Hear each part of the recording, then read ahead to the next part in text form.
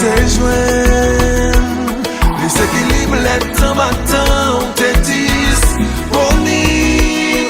Te ka mem plede yak boutye, sil te dim sa pral chanje.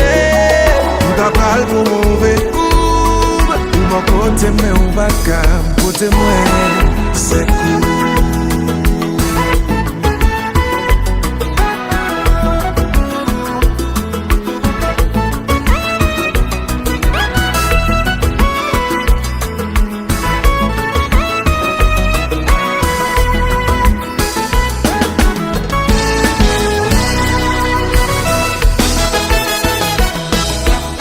Attention, ou ka fè